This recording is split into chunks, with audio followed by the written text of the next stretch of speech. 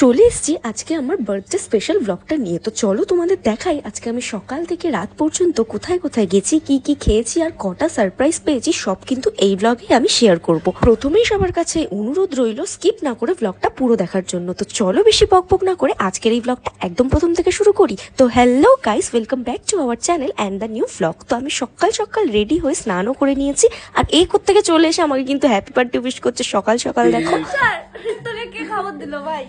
খবর কি আমি জানতাম, শুধু রাতে আমি ঘুমিয়ে পড়েছিলাম তাই।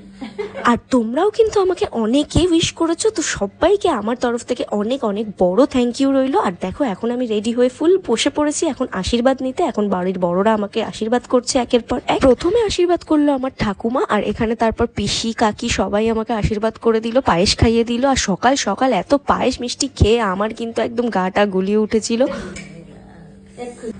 ভালো থাকো।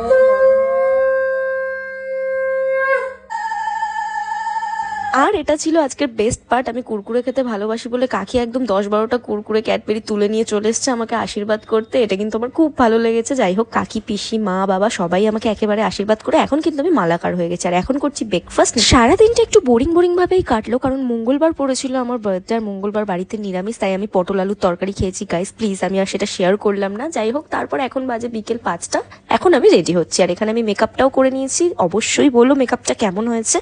দেন আমি ড্রেসটাও পরে নিয়েছি, এটা আমি পুজোতেই কিনেছিলাম, তবে এটা কেন জানি না বেঁচে গেছে। তারপর ভাবলাম বার্থডেতেই পরে নিয়ে, এটা এখনো নতুন আছে। তো কেমন লাগছে আমাকে অবশ্যই বলো। ভাইও যাচ্ছে আমার সাথে, বাট আমি জানি না যে দুর্ভাগ্যবশত আমি আজকে কোথায় যাচ্ছি। আর কিছুক্ষণ ওয়েট করার পরেই দেখি এরা চলে এসছে।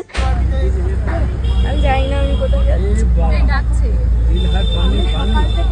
সিরিয়াসলি সারাটা রাস্তা আমি ওকে কোশ্চেন করে মাথা খারাপ করে দিয়েছি যে আমাকে বল না প্লিজ একবার যে আমি কোথায় যাচ্ছি। যাই হোক, ও আমাকে বলেনি, সারপ্রাইজ। যাই হোক, এবার আমরা নেমে গেছি। এখন তো আমার আরো বেশি নার্ভাস লাগছে। আর এটা দেখো কি সুন্দর একটা ক্যাফে, আর আমি তো ভিতরে ঢুকে পুরো অবাক। ও কিন্তু এই ক্যাফেটায় আগে থেকেই স্পেশালি আমার বার্থডের জন্য একটা জায়গা বুকিং করে রেখেছিল। আর জায়গাটা তোমরা জাস্ট একবার দেখো। আমি তো দেখে পুরো ওখানে আমি আধ ঘন্টা প্রায় ওখানে শকিং ভাবে বসেছিলাম যে এখানে কি হচ্ছে, এটা কি সুন্দর জায়গাটা। সিরিয়াসলি ভীষণ সুন্দর ছিল জায়গাটা। আর আমার তো দেখে ফটো তোলা ভিডিও ক্লিপ নেওয়া কিছুই যেন শেষ হচ্ছে না। অ্যাট লাস্ট আমরা মেনু কার্ড দেখে এখন অর্ডারটা করে দিয়ে, এটা হচ্ছে আমার আজকের কেক। তো কেকটা এবার কাটিং করা হবে। আমাদের দুজনকে আজকে একসাথে কেমন লাগছে সেটা কিন্তু আমাদের কমেন্ট বক্সে জানাতে ভুলো না। আমি জানি কি আছে হরি এসব বলে দেয়।